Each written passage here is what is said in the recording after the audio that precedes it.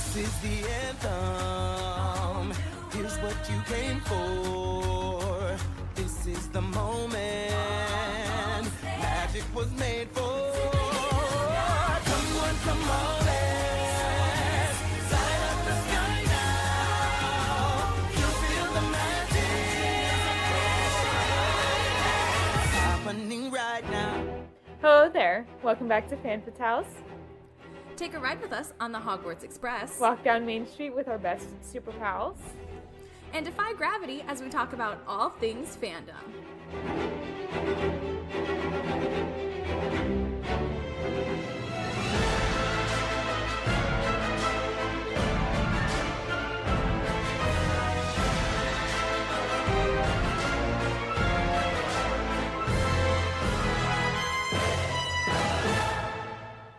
Hello, and welcome back to Fan Fatales, a member of the Real Fans Podcast Network. I'm Emma.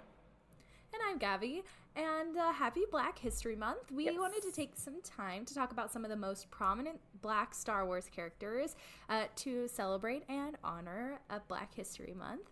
And this is going to be including Lando Calrissian, Jedi Adi Gallia? Yeah, right? I'm pretty sure, yeah. Yeah. And these are not all of them. These are just like some of the highlights that we'll get to. Yeah. Mace Windu, Moff Gideon, Finn, and Jannah. Yes. And for the women, I got most of the information from the Women of the Galaxy book that I have that I've used before for episodes. Except for, I believe, Jannah, because the book came out before Rise of Skywalker, and she was introduced in Rise of Skywalker. Yes. So, yeah, everything else was Wikipedia. Yeah. Yeah. Okay. So then there's also the third sister from Obi-Wan, and obviously, like, it hadn't come out yet when the book came out, so yes, that one's also from Wikipedia. So I'm gonna go ahead and get started, and we're gonna talk about Lando Calrissian first, because like he's like the most iconic out of all of them. Maybe Finn is like getting up there, like in popularity. I also tried when I was making this timeline, like in order of when they were first introduced, like. Yeah. Not timeline order in the movies, but timeline order in, like, history. Yeah. If that makes any sense. Yeah, it makes sense. Okay. So, starting with Lando Calrissian, again, like I said, like, again, a very iconic role. Most people, you know.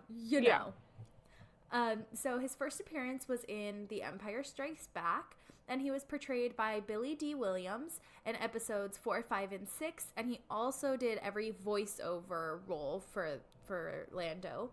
And then in Solo, he was played by Donald Glover, which he did a really good job. I think he really evoked the Billy D. Williams spirit. Yeah, I really liked him as Lando Calrissian. He was great. I agree. It was like exactly what you picture, you know? Yeah. So, Lando was born on Socorro, and he was the original owner of the Millennium Falcon before losing it to Han Solo in a game of sabacc on Nemunian Prime. Afterwards, Calrissian put an end to his days as a smuggler and became an entrepreneur, setting up a small mining operation on the planet Lothal before eventually becoming the leader of Cloud City in the skies of the planet Bespin. During the Galactic Civil War, Darth Vader arrived on Cloud City to lay a trap for his son, Luke Skywalker. So as part of the trap, Darth Vader forced Calrissian into tricking a group of rebels, including Solo and Princess Leia Organa, leading them to Vader himself. So Vader promised to leave Cloud City without an Imperial presence, and Calrissian felt that the deal had been altered to the point where he could no longer tolerate it.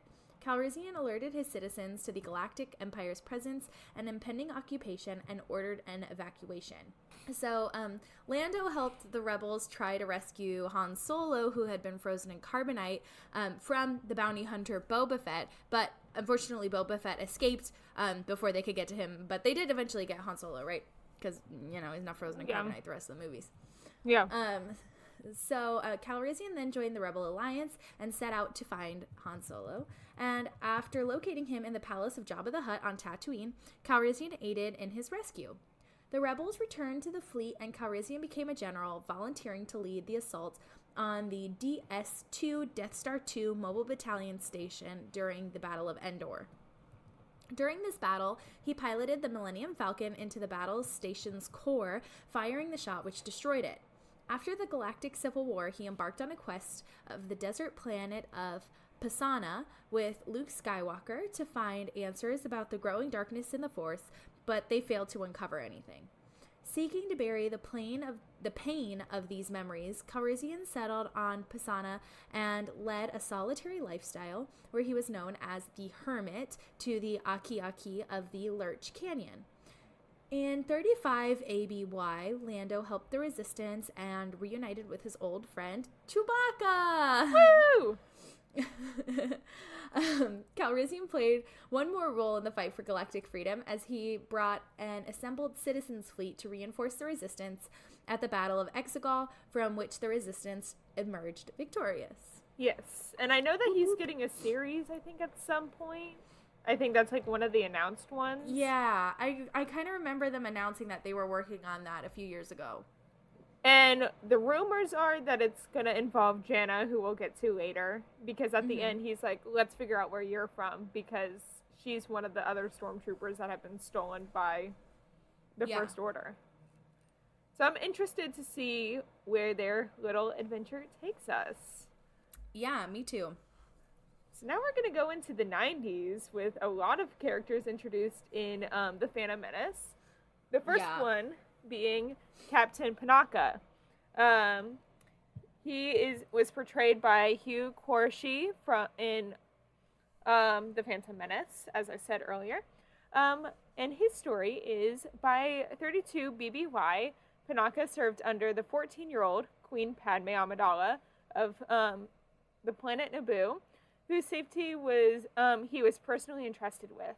Because he knew his world was vulnerable to planetary assaults, Panaka advocated for stronger security measures, but the Queen's Advisory Council convinced her otherwise. That year... Really quick, we both mentioned years, like ABY and BBY. Just to clarify, ABY is after Battle of Yavin, and BBY is before Battle of Yavin. Yeah, so A New Hope. Yeah. Yes. Basically. And also, the stronger security measures include the handmaidens, which was something that on the planet of Naboo they had in the past to protect the queen, and then they kind of got rid of it when there wasn't a need for it. But when Padme was entrusted to him, he was like, no. And like personally chose each one for a different skill. Honestly, speaking of the handmaidens, one of my favorite bloopers is when in Attack of the Clones, when there's like the thing and they're running into her room and Keira Knightley accidentally trips Hayden Christensen. Hayden Christensen? Clone Wars? Yeah. She was only in Phantom. Keira Knightley. Okay, then whoever the handmaiden was that was pretending to be Keira Knightley. Okay. I don't know. You can't really tell who it is. Yeah. Because Sabe, and this is Queen's book, whatever Padme book it was, Sabe kind of retires after Padme is done being queen. So she gets like 3 new handmaidens with Attack of the Clones. One of the girls who plays them. Yeah. One of them accidentally trips Hayden Christensen, and it cracks me up. It is like the funniest thing. He like slides and face plants on the floor. Also, Captain Panaka, he kind of retires after she becomes queen, just like Sabe did. And his wife takes over as the head like security officer for Padme when she becomes senator. Oh, that's cool. In the book, which I find really cool. I couldn't find much information about her besides like what's in the Queen book or the Senator book of the Padme books, but yeah. That year, so in 32 BBY, the shipping and trade conglomerate known as the Trade Federation decided to blockade and invade Naboo in retaliation to the taxation of the free trade zone voted by the Republic's Galactic Senate.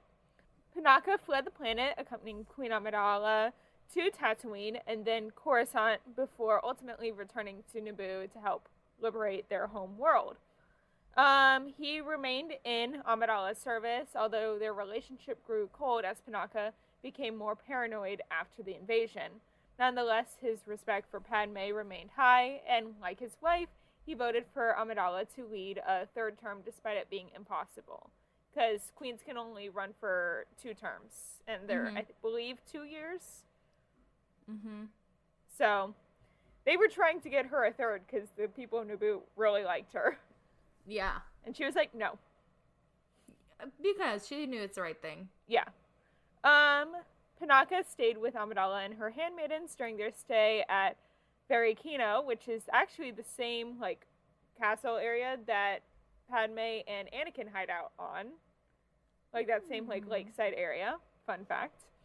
During her final days as queen, watching over them as they swim in the nearby ocean, and joked that his wife would no longer recognize him because of how happy he was and not stressed out. And when her 2 terms were over, Panaka stepped down from his function as her personal bodyguard. Now we're going to jump to after the end of the Clone Wars. Panaka remained loyal to the newly anointed emperor, and he was made Moff, or governor, of his native Chamal sector. In 3 BBY, Panaka briefly met with Queen Dalane of the Naboo, of the planet of Naboo, and Leia Organa, who was age 16 years old, who was Princess of Alderaan at the time, at his chalet. And as soon as he saw her being Leia, the Moff was struck by the image of Organa wearing a Naboo jubilation dress, which strongly reminded him of Queen Amidala, who had worn the same dress decades prior. Aww. Yeah. By the end of the meeting, Panaka came to suspect that Leia Organa was in fact the long-lost daughter of the late Padme Amidala, which she was indeed, obviously. Yeah. Although the Moff intended to warn the Emperor of his findings, as soon as his visitors were gone, he did not have time, as a bomb exploded in his chalet, destroying the building and killing him in the process. As Bail Organa later found out, the bomb was planted by Saw Gerrera's team and, like, rebels. So, like, sad story for him, but, I mean, he got to see Padme, like, Leia all grown up. Yeah. That is sad, because he would have though. seen Padme at age 16, because that would have been the start of her 2nd term. Yeah. Aw. Yeah. It's really sad. Sad one. So moving on to one of my favorites, we're going to talk about Mace Windu. Yeah. His first appearance was in The Phantom Menace, and he was portrayed by Samuel L. Jackson in episodes 3, 4, and 5. 1, 2, and 3. 1, 2, and 3. I don't know where that came from. 1, 2, and 3. And I don't know who voiced him in the Clone Wars. I couldn't find anything about that. Maybe it was Samuel L. Jackson. It sounds a lot like him. It might be. I just didn't know if it was or not. I honestly wouldn't be surprised if it was. Yeah, according to Wikipedia, there's only been one Mace Windu, and it's Samuel L. Jackson, so he voiced it. Sorry. Whew. During his time in the Jedi Order, he once served as an elected leader of the Jedi, and during the Clone Wars, as a Jedi General and the Grand Army of the Republic. He was the greatest champion of the Jedi Order and promoted its ancient traditions amidst the growing influence of the dark side of the Force in the corrupt, declining days of the Republic. When the Separatist crisis spawned the birth of the Confederacy of Independent Systems and sparked the Clone Wars, Windu and the Jedi rallied to the defense of the Republic and became leaders of the Grand Army of the Republic. Throughout the war, Windu served the Jedi in the Republic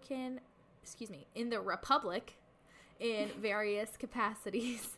On the battlefield in command of the clone army, on Coruscant as an overseer of the war effort and an advisor to Supreme Chancellor Sheev Palpatine, and even as a diplomat to contested worlds, despite his disdain of politics.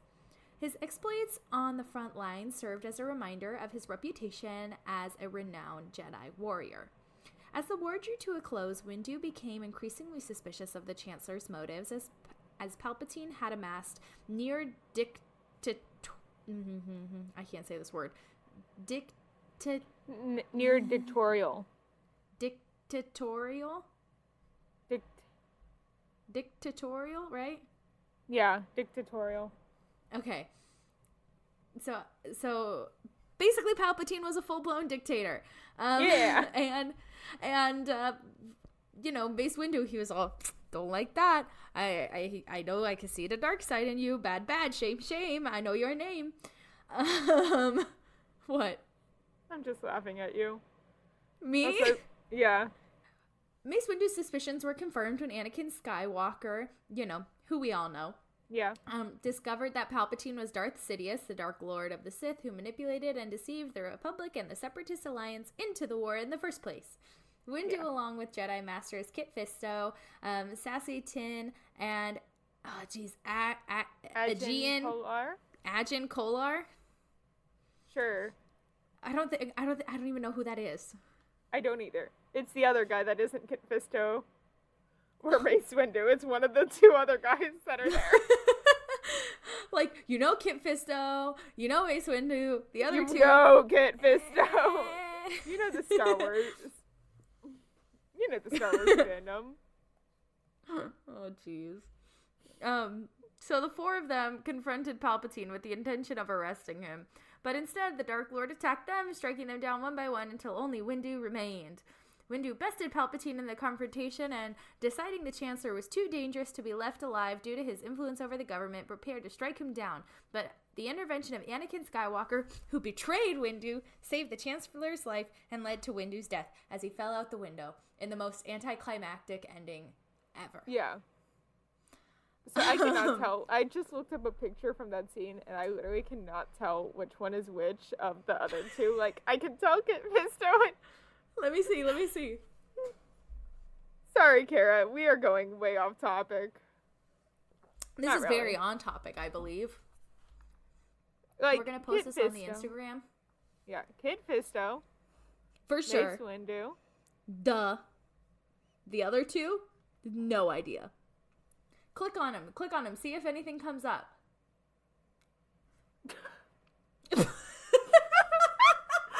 Oh my god!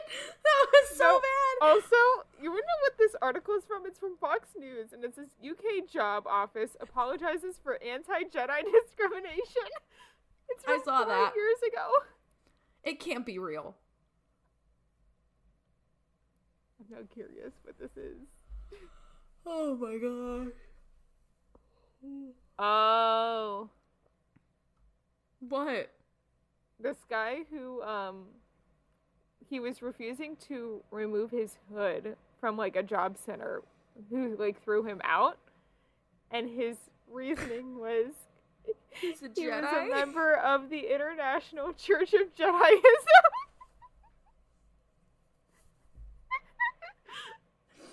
Oh, man. I'm so curious about this International Church of Jediism. I wonder if you can get ordained. JediChurch.org. It is a website. Can you get ordained as a Jedi church at the Jedi Church? Can you marry people as a Jedi? I hope so. That would be hilarious. Could you imagine if you were at somebody's wedding and they were like, by the power vested in me, as given to me by the Jedi Church? There's a branch in Missouri. No. There's a branch in Anaheim. Stop it. This is so off topic. The Jedi doctor. Marriages. Marriages is on here. Underlined. Ah. Can you get ordained? We allow any of our ordained ministers to marry Jedis under the Jedi religion. However, you will need a license from your government for this to be recognized by law. Ah. This means that if you are already a marriage officiant, that all you need to do is be certified by our church. Then they have the New Zealand marriage rules, Scottish marriage rules. Does this mean if somebody is ordained as a minister or as a officiant or whatever, that they can officially get approved by the Jedi Church to do Jedi wedding ceremonies? Yeah, do you want to see the vows? Yeah, kinda. Here we go. I found Sean in my wedding vows. I think this is it. Can I perform it? Can I be your maid of honor, but also perform your wedding? Oh my god. Just sends this to Sean with no context. I think you should. Literally, no context. Just send. I'm gonna send it. I'm gonna send it to Zach. Voter demographic. Hold on. I can see the demographic of the Jedi Church. This is so off topic for this episode. It so is. I want to learn more about the Jedi Church, though. Oh, Jedi Church ordination. They do not offer any. Ah!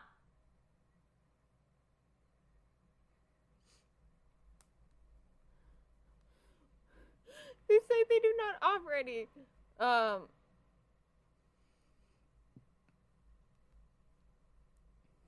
You should. Okay, let's get. We need to stop. This website looks like it was made on, like... It looks like a website that would be on The Big Bang Theory. I just finished a rewatch of that show. Yeah. I'm surprised they... You know what would be funny? Huh. Speaking of Big Bang Theory, they have Mark Hamill officiate their wedding. Yeah. What if they got married in the Church of the Jedi? Jedi by Mark By Hamill. Mark Hamill in that show. I think Mark Hamill and the original, I think everybody who's in the cast who was a Jedi is automatically ordained as a, I would like to think so. Exactly. Automatically ordained in the Church of Jedi. Oh my god. Let's get back on topic. We've said that like 5 times. Let's actually do it. Why don't we talk about another Jedi that was introduced in The Phantom Menace as well? There's a lot who are. Well, that we're going to talk about today. There's only 2. Okay. Besides, Reva is her name, the Inquisitor lady from Obi-Wan. Yeah. So, Jedi Adi Gallia, her first appearance was also in The Phantom Menace, and she was portrayed by Jen Clark. And this is actually from the book, the Women of the Galaxy book that I found. Yeah. Adi Gallia was born to diplomats on Coruscant, and the distinctive headdress she wears is a tribute to her Tholothean heritage? Sure. And the Jedi Order perceived Adi's connection to the Force and brought her to the Jedi Temple. An astute observer, she raises suspicion about the Trade Federation's enterprises in the Naboo system during her time serving on the Jedi Council. Investigation of the Federation's blockage of Naboo brings Queen Amidala into the Star Wars galaxy and makes the Council aware of the increasing Separatist threat. Adi's also unafraid of a fight, balancing her use of the Force and what it means to be a Jedi with an aggression toward Separatist enemies. Throughout her appearances in the Clone Wars television series, she puts herself in the middle of action, whether it's developing a high-risk but successful plan to rescue Jedi Master Eth Koth from General Grievous's metal clutches, evading Grievous herself, or helping Obi-Wan search for Darth Maul and Savage Opress in the Outer Rim. That is definitely supposed to be rim and not room. I don't know. I notes. like Outer Room. Yeah. No more Outer Rim. Outer Room. Yeah. She has a blue lightsaber. Yes. Oh, we forgot to mention, Mace Windu's is purple, and he is the only one who is purple. And what now people are saying, like, because you know how each kyber crystal has like a different meaning. Yeah. Like blue is more like warriors, and green is more like astute in the force. Mm-hmm. Purple is a perfect balance between light and dark. Makes sense. Yeah. I like they're using that reasoning instead of just Samuel L. Jackson wanted to be Sin special. wanted a purple lightsaber and Yeah. wanted to be special. Yeah. Hey, he was the first like really named and main character black Jedi. This is true. He gets whatever he wants. Because he's Samuel L. Jackson. Yeah. He gets what he wants or he walks. Okay, moving on. Next, we're going to be talking about Saw Gerrera, and his first appearance was in the Clone Wars, but his first live-action appearance was in Solo. Yes. He was portrayed by Andrew Kishino in the Clone Wars, but by Forrest Whitaker in the live-action, as well as the voice actor for Rebels and Bad Batch. Yeah, so basically after his live action appearance, they were like, bye, Andrew. We just want Forrest. Yeah. So, in the early resistance against the Separatist Alliance on Onderon. Onderon, that's right. Okay. Gerrera and his fellow soldiers. I was like, is that supposed to say that? Or is that supposed to say Alderaan? No, it's Onderon. Sure. Okay. I think they're in the same, like, part of Area? the galaxy. I could be wrong about that, but they're two different planets, and they had a really bad deal with Separatists. Got it.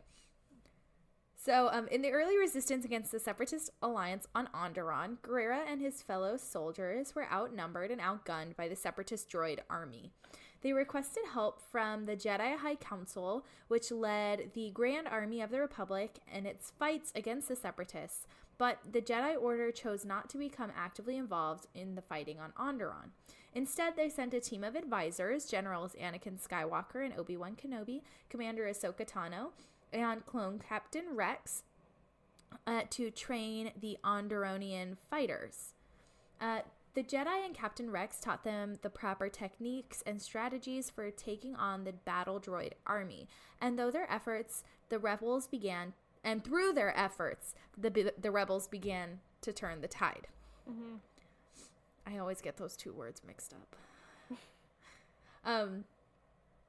Gerrera came to resent that the rebels chose Steela, his sister, as their leader, and he was soon captured in an ill-concocted solo effort to rescue the deposed King Ramses Dendup from the Separatists.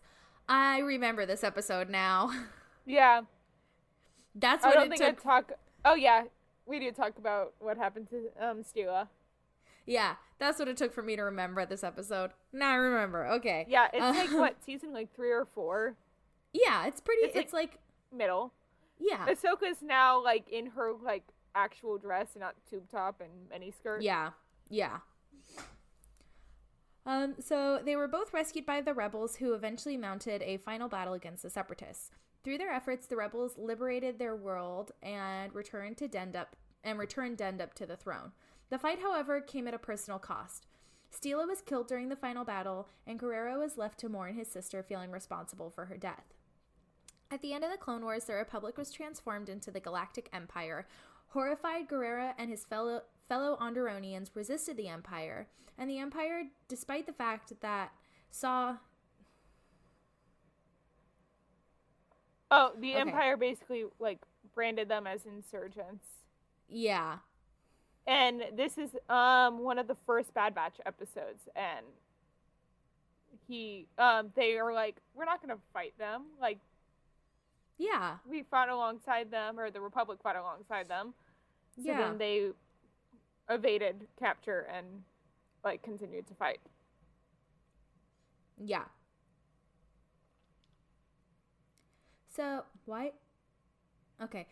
During this time, Saw relocated Imperial scientist Galen Erso, his wife Lyra, and their daughter Jin to the uninhabited planet of Lamu, where when Orson Krennic, an old friend of Galen's, discovered their location and took Galen away and killed Lyra. Saw traveled to Lamu, adopted Jin, and raised her. all while claiming she was his own daughter. Guerrera fought against the imperial military and led a resistance group known as the Partisans, a militant organization that some considered an extremist organization with terrorism tactics and operated under the codename Stoneface. His resistance cell, a continuation of his Onderonian resistance, was one of the first in the group of cells that formed the Rebel Alliance. He was later involved in the early campaigns of the Rebel Alliance, by which time his more extreme tactics had come to stand in stark contrast with those of Alliance leaders Bail Organa and Mon Mothma. Guerrera eventually cut ties with Organa and Mothma, who viewed him as a militant and extremist. Having learned that the Empire's massive Kyber crystal had come from Jeddah, Saw and the Partisans based their operation there. After the capture of an Imperial ensign, Bodhi Rook, who claimed that the Empire was building a planet killer, Saw was reunited with Jin, whom the Alliance had sent to meet with him. Since Rook had sent him a message from Jin's father, Guerrera showed it to her, which revealed that the Empire was constructing the planet-killing superweapon called the Death Star. Yeah. And as the message played, however, the Death Star struck Jeddah City and destroyed it. As the ripple of the explosion reached them, Guerrera told Jin that he was done running and stayed at the base and was killed in the aftermath of the blast. Another sad ending for... I know. Very sad. Yeah. So the next one is Val, whose first appearance was in Solo: A Star Wars Story. She was portrayed by Thandie Newton? Sure. Proficient, capable, yearning, present. Actress Thandie Newton uses these words to describe Val, her character in Solo: A Star Wars Story. Tough, cool, and practiced with explosives, Val is the lieutenant of Tobias Beckett's criminal crew and his paramour. But she doesn't let her love for Beckett stop her from calling him out when she thinks he's made a dumb move, like the decision to bring Han Solo and Chewbacca into an important job when they had only just met them. Val is not here to tolerate anyone's nonsense. She's all about getting the job done. And she won't waste time putting on a sunny disposition to make others feel better. She's loyal to her team, yes, but also to herself. And that means she won't put on an act. And she doesn't share personal details besides the fact that she was named after a valichord, a musical instrument. So it's not clear how her background may or may not inform her cynical attitude and belief. Yeah, and that's really all we know. Yeah. Yeah.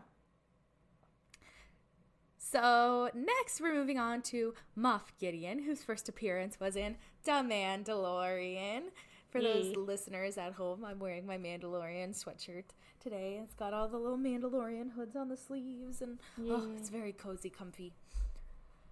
So Moff Gideon was portrayed by Giancarlo Esposito, who we've talked about a lot recently. He's been like kicking it ever since one like of The Mandalorian. He's one of like 4 Mandalorian actors coming to MegaCon Orlando, actually, and we'll talk about another one literally next. Yeah, he's like kicking booty. Love Giancarlo Esposito. So his story. He was a warlord following the Galactic Civil War, and he led an imperial remnant of the Galactic Empire in the Outer Rim. Gideon valued power and knowledge and was a patriot of the Galactic Empire and worked for its restoration, while also being imposing and ruthless, even willing to kill others to achieve his goals. Gideon took part in the Great Purge of Mandalore, where he was responsible for killing millions and acquired the legendary Mandalorian weapon known as the Darksaber. He was widely believed to have been executed for war crimes in the aftermath. Around 9 ABY, the Galactic Empire ceased to exist. However, many soldiers, officials, and other loyalists rallied around its banner.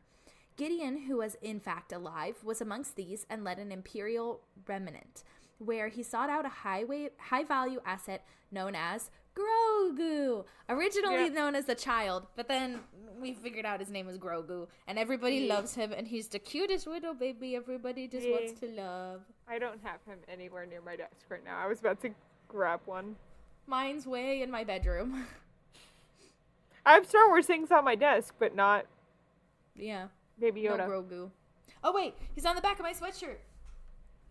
Ah! See? Yee. There's his crayon. There you go. So, anyway, everybody loves Grogu. You guys don't need me to explain who he is. You know. Yeah. So, after Din Djarin, a Mandalorian bounty hunter, went rogue and rescued Grogu from the detachment of Gideon's forces on Navarro, the Moff took an active role in acquiring the child.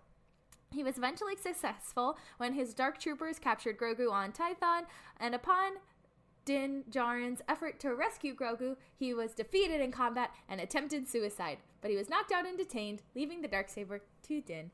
And after the assault on his cruiser, Gideon went off to set off to the New Republic for interrogation and trial.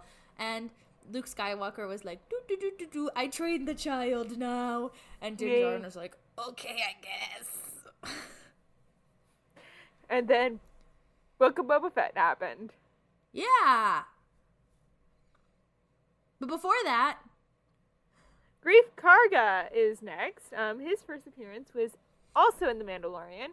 He was portrayed by Carl Weathers, who was the other actor coming to MegaCon Orlando. Of the characters we're talking about today, at least. yeah. Shortly after the collapse of the Galactic Empire, Grief Karga operated as an agent of the Bounty Hunters Guild. Karga's accounting was handled by the Mythrol since his days as a polywog, though he eventually decided to steal some of Karga's money and run. What? The Mythrol. Oh.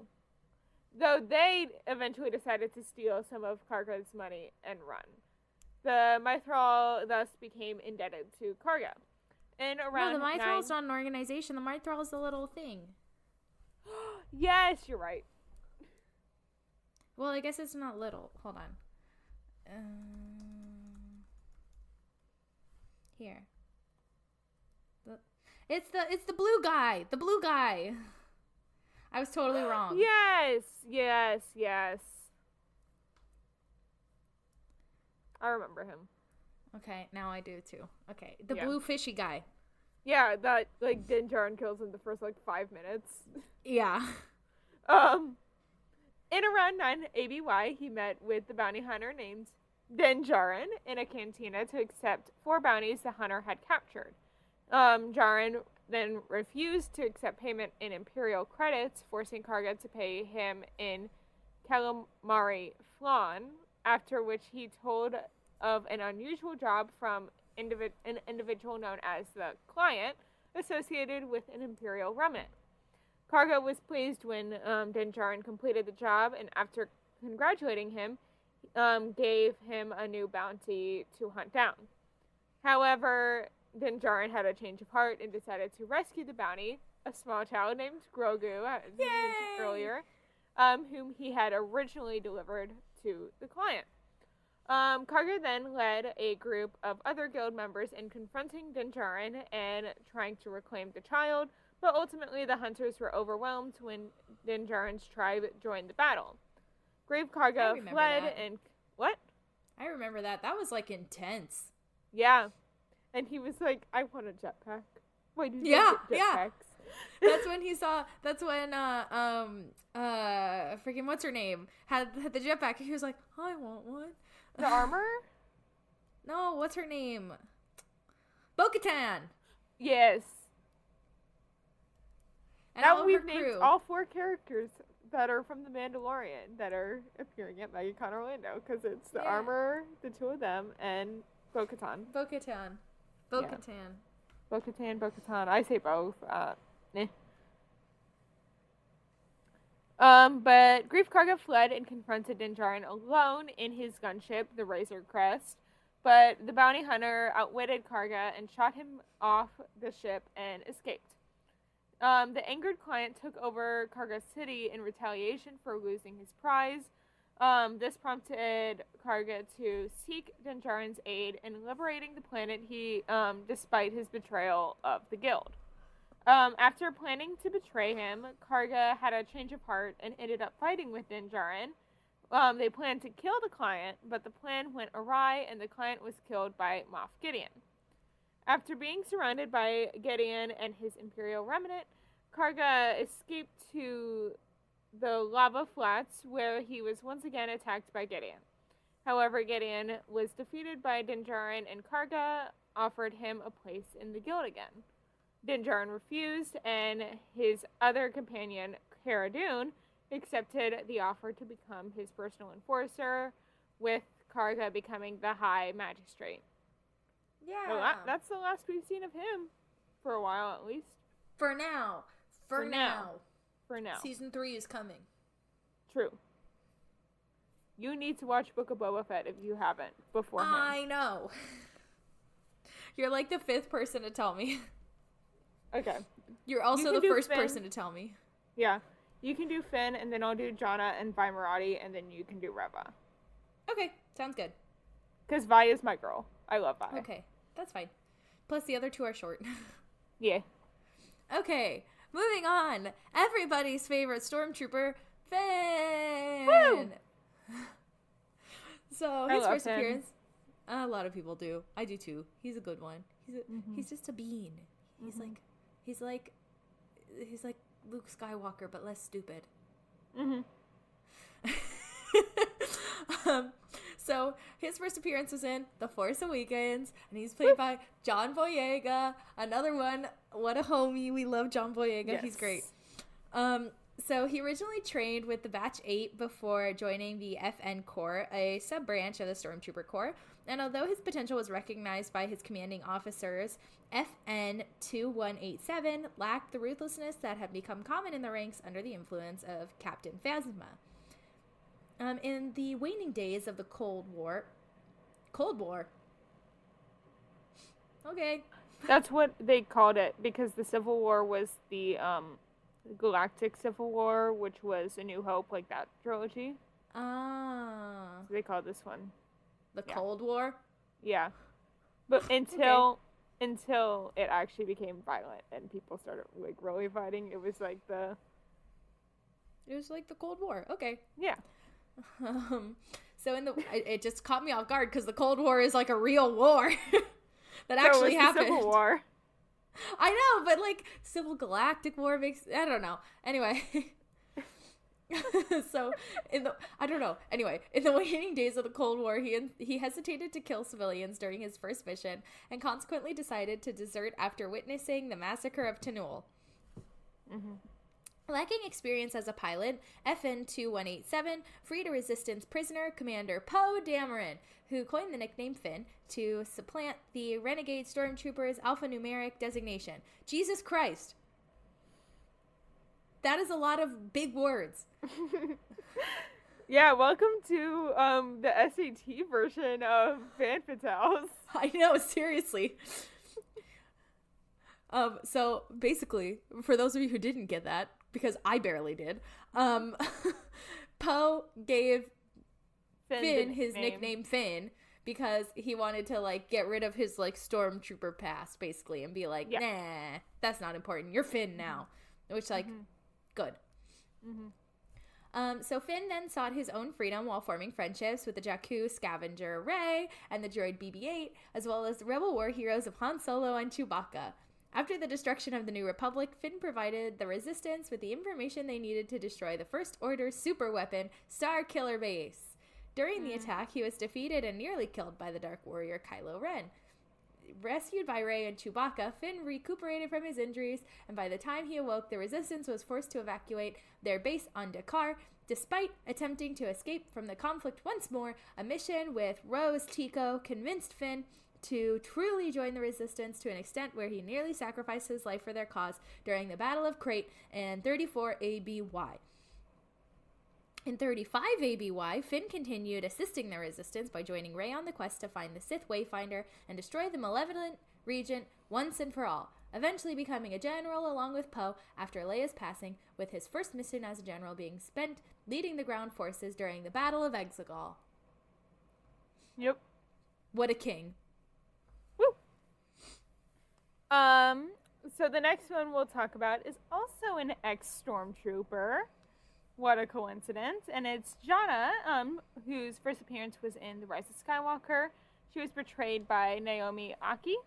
And her story, which is very short, as she was only in one thing so far, was she was a freedom fighter who, by the time of the First Order Resistance War, led a tribe of warriors on the ocean moon of Endor, I believe. Sometime later, she became an ally of the Resistance. She uses an energy bow, and Finn was pleasantly surprised by her story, as prior to meeting her, he was unaware that there were others like him who had defected from the First Order, and Jana and her crew assisted Finn during his leading the ground forces of the Battle of Exegol and taking down the Sith's Eternal Fleet, the Final Order. Yeah! Woo! And now she's maybe going on an adventure with Lando Calrissian. Yeah! Woo! I mean, she's also, like, really pretty, too. She is.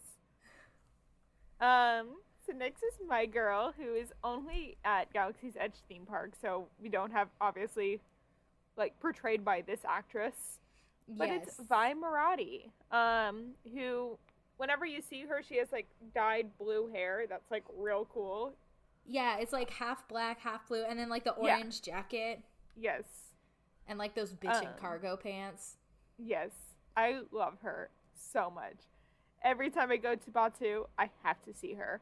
But her story that I got from the Women of Star Wars book, or the Women of the Galaxy book, is before heading to Disney Parks' Star Wars Galaxy's Edge Blackspire Outpost on Batu, for a new mission, Vi Marati, the spy with the codename Starling, worked for General Organa's resistance to gather valuable information on the fearsome head of the Stormtrooper Corps, Captain Phasma.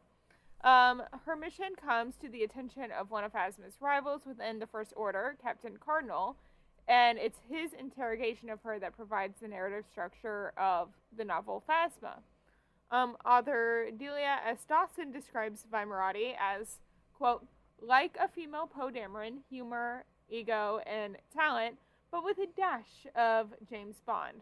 She's a spy with a long list of allies and colored contact lenses, but she does admit to Cardinal that she only takes jobs that jibe with her heart and morals. Vi's sure of herself and knows how to best put her skills to use.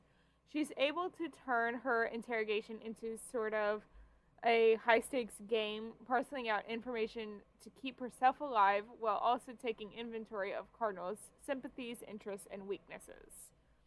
Even when under strain, she pays attention to her surroundings and looks for useful information she might be able to use to her advantage or share with the Resistance, as no detail is too small, is her big belief. Mm-hmm.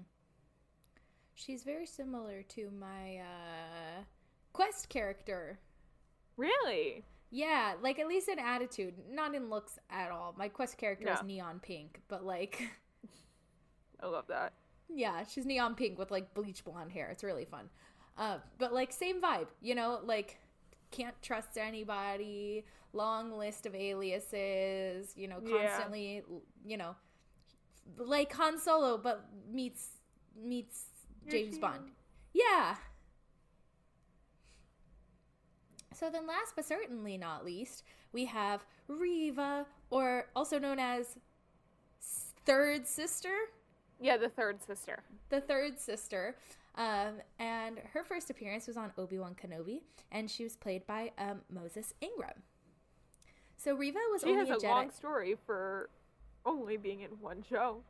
I know. Well, they gave her so much backstory, and like there was like a whole episode that was just backstory. True. Well, I mean, like not the whole episode, but like the whole episode, you were going back, forth, back, forth, back, forth. So, anyway, Reva was only a Jedi youngling at the time of the Great Jedi Purge and at the end of the Clone Wars.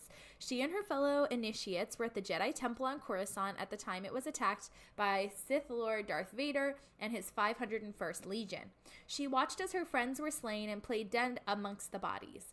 Years later, she resurfaced and joined the Inquisitors of the Galactic Empire, both of which had the Dark Lord counted amongst its leaders. Because she knew that Vader had been the Jedi Knight Anakin Skywalker before joining the Sith, Sevender, christened as Third Sister, became obsessed with locating her former Jedi Master and the fugitive I think Obi-Wan. it's his former. Probably. Locating his former Jedi But Master. it's not her. But it's not her Jedi Master. With locating his former Jedi Master. Anakin Skywalker, or Obi-Wan Kenobi. Oh, that makes more sense. Okay. I guess we just learned that Reva's last name is Sevender. Yeah. Semender is her last name. I don't know when it's said. It's on Wikipedia. That's all that matters. Yeah, so that's her last name is Sevender. So she was christened as third sister and became obsessed with locating Anakin's former Jedi Master, the fugitive Obi-Wan Kenobi, as a means of exacting revenge by entering the Dark Lord's good graces and assassinating him while he was fixated on Kenobi. To lure her quarry out of hiding, the third sister arranged the kidnapping of Princess Leia Organa, daughter of Senator Bail Organa, who she believed would turn to his old ally for help. Though she came close to capturing Kenobi when he rescued Organa on Dayu, the third sister was prevented from doing so by the intervention of the Grand Inquisitor, who had enough of her rashness. This is the Grand Inquisitor whose ears I said looked like JBL speakers. Yes. Yeah. I remember that. Also, I figured out something else he looks like today. What? You know the new Apple AirPods, but they're not really pods, they're those headphones? Yes. That's what they look like. That's what he looks like.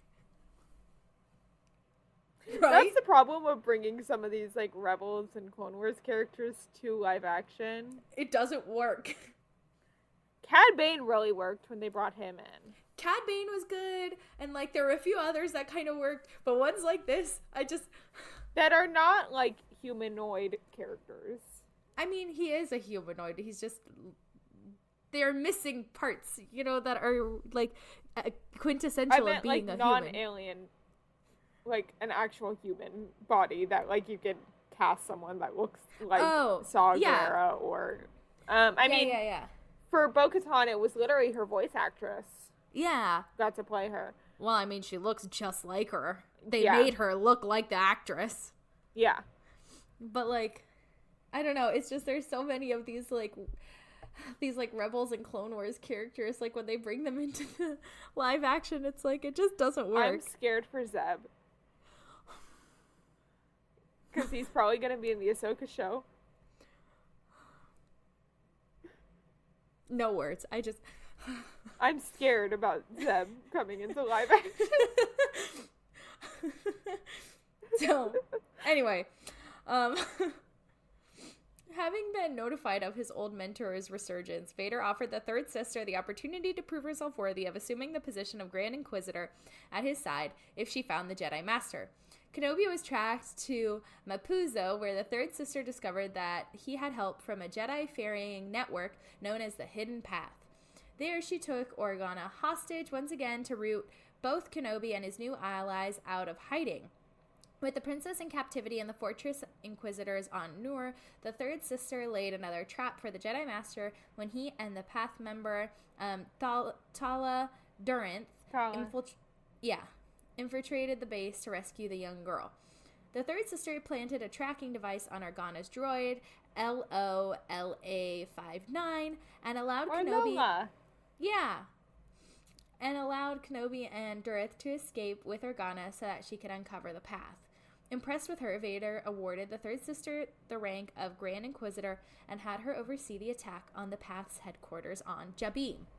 There, third sister confronted Kenobi, who realized what her true intentions were. The Jedi Master convinced her that they could defeat the Emperor's fist together, giving her the chance to slay him with the seeming distraction provided by his and the Path's escape. The third sister made an attempt on the Dark Lord's life, but was outmatched and left for dead by him and the much-alive Grand Inquisitor. While lying in the dirt, Sevender found a transmitter that belonged to Kenobi, which played a message from Bail Organa detailing a boy under the protection of Owen Lars, who, along with Leia, was in danger of being discovered. Using information from that message, no longer an Inquisitor, a vengeance-hungry Sevender traveled to Tatooine to kill Luke Skywalker, one of the offspring of the unaware Vader who had been under Kenobi's watch. As she prepared to kill him, however, she realized that she would become like the Dark Lord and decided to return the boy to his guardians. Sevender was met again by Kenobi, and at his advice, she looked to let go of her past and move on with her life, leaving her ultimate fate a mystery. Bum, bum, bum! I'm sure we'll get a book or a show or something about her at some point. Or like Kenobi Season 2. Or Kenobi Season 2. Yeah. I kind of forgot that was greenlit. Yeah. But yeah, these are obviously just some. It's just a handful. Yeah, I tried to do, like, the largest names or, like, the most, like, kind of influential. Yeah, or like the most known. Yeah. Yeah, for sure, for sure. Because, I mean, I couldn't find anything about Panaka's wife, but I also know that she's also from that same sector that he was from, and she's a black woman as well. Yeah. Obviously, there's Stila, Sagra's sister, and so many others. Yeah. Tons. Even, well, if we're going into, like, voice actors and, like, actors, Maz Kanata was voiced by a black woman. Yeah. Yeah. Yep. Which I didn't realize until, like, starting to, like, research for this. I was like, Oh, really? Yeah. I don't know cool. what. I don't know. I mean, hey, you never know till you know, right? Yeah. And hopefully, we've shed a little bit of light on some pretty cool people. And some pretty shitty people. Honestly, a few of these people, I'm like, wow, you deserved exactly what you got. Yeah. I mean, some of them, like, it was just, like, kind of, like, what life handed to them. Like, Panaka, I'm sure, if Padme had survived, he would have joined the rebellion with her. Oh, absolutely. He was a huge supporter of her and all of her endeavors. 100%. Well, we got a lot of fandom news to cover. And this is even all of what came out this past week. So originally we were going to record 2 episodes tonight. We're not anymore. So next week's episode will be all of the Academy Award nominations that came out this week. Fun. Yeah. Let's go. So Kelly O'Hara and Brian D.R.C. James are going to lead the world premiere of the musical Days of Wine and Roses at the Atlantic Theater in New York, coming May 5th through June 25th of this year. The musical is adapted from J.P. Miller's 1962 film and the original 1958 teleplay, and it's about a couple falling in love in 1950s New York and struggling against themselves to rebuild a family. That's really cute. Yeah. And I love both of those actors, so I'm so excited to see. Yeah, it'll be good. Yeah. Blair St. Clair is getting ready to hit the Green Room 42 stage in Legally Blair. I think it's her cabaret. Yeah. Adrienne Warren will lead Room on Broadway, beginning in April at the James Earl Jones Theater. The full cast for Camelot on Broadway has been announced, including Duncan Matthews, Taylor Trench, Fergie Phillip, and more. Get ready for some mouth-watering BBQ and all the fixins at Roundup Rodeo Barbecue, opening March 23rd at Toy Story Land at Hollywood Studios in the Walt Disney World Resort. A new movie musical starring Selena Gomez, Amelia Perez, will begin filming in the spring. This in Paris? Yeah. How fun. I know, right? Starting February 4th, Universal Orlando annual pass holders can start to pick up their complimentary Mardi Gras pass holder magnet from either 5 and 10 at Universal Studios Florida or Toon Extra at Islands of Adventure. James Monroe Englehart to star in Broadway-aimed A Wonderful World in New Orleans and Chicago. Which is another, like, one of those biopic jukebox musicals. Of course. Yeah. Disney on Broadway officially announced at Festival of the Arts at Epcot that they are working on a stage adaptation of Disney Pixar's Coco. They're also working on Hercules. They're also working on Hercules. It was just the new thing that was announced. Yes. And James Monroe Iglehart in the off-Broadway tryout near you. Yeah. Company sets dates and cities for North American tour launching in October of this year. So, and I'm sad to say that this is the last major casting announcement for the Percy Jackson and the Olympians television series first season, aka The Lightning Thief. And that was made known by Rick Riordan earlier today. But Lance Reddick will be playing Zeus, Lord of the Skies, and Percy's father, Poseidon, is going to be played by Toby Stephens? I think so. I think so. But, guys, he's the son of Dame Maggie Smith, a.k.a. McGonagall, which when I found that out, I was like, yes, Maggie Smith is a queen. Yeah, and I'm so excited to see him as Poseidon. Yeah, it's also, gonna be I'm good. loving the Council of the Gods so much, because it's not... We're spanning, like, multiple different races and everything like that. Because in the books, the gods just appeared however they wanted to be. Yeah. I kind of like that, though, that, like, he didn't, like, define what they looked like. It was just kind of, like... Yeah. What My you favorite, thought and I of know them. I've told you about this, is Aphrodite. It's more of, like, the Yes. eye of the beholder kind of thing, where Yes. it goes from, I believe, like, looking like Percy's childhood crush to Annabeth Yeah. when he's looking at her. But yeah, so, like, Lance Reddick is a black man. We have Lin-Manuel Miranda, a Puerto Rican man. Like, all these different, like, ethnicities and heritages and all that stuff that is just going to be... I'm so excited. Yeah, I think it's going to be good. Yeah. Plus, like, then we'll get to hear Lin-Manuel Miranda be like, yo, man, I don't know what you're talking about. Yo, Luke, why you turn evil? Yeah. But, like, we gotta get that guy on TikTok who sounds just like him. Yes! We gotta get him to do something and just, like, do the voice of Lin-Manuel Miranda. Be like something he would say. I'm sorry, I'm not going to take him seriously. There's a really interesting scene where Hermes is yelling at Annabeth in one of the later books. I want that guy to voice Lynn doing it because it's about his son and, like, him blaming her for him turning to the dark side, basically, when it's really, like, his relationship with his father. Oh, wow. So it's, like, them arguing with each other, and he's, like... It's gonna be Lin-Manuel Miranda. What else? Like... Yeah. Oh, I'm excited. This will be funny. It'll be very hard to take seriously. Yes. So, last but not least, Outer Critics Circle has announced dates for the 2023 Outer Critics Circle Awards, and they are planning to remove gender specifications from acting categories. So, yes.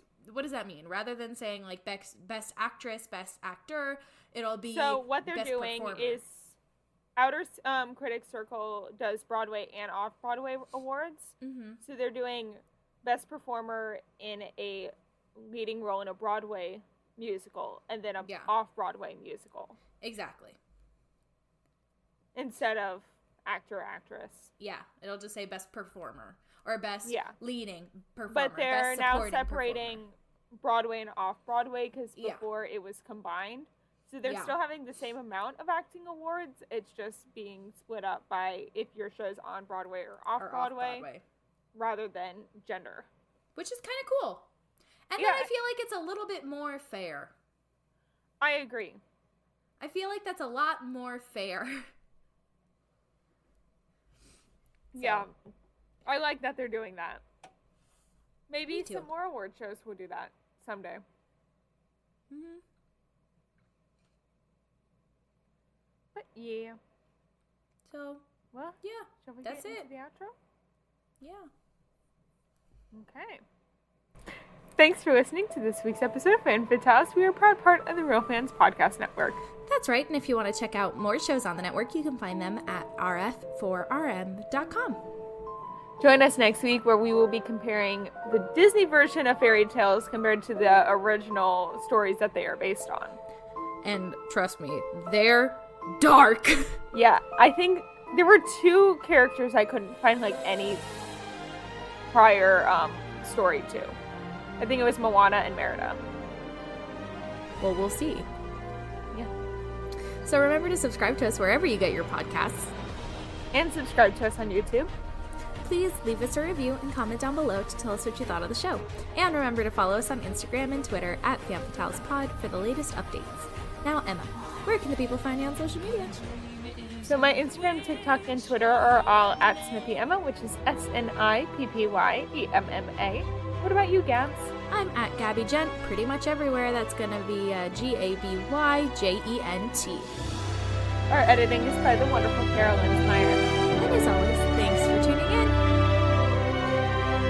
Bye. Bye. This is Christmas episode now, but we're going around.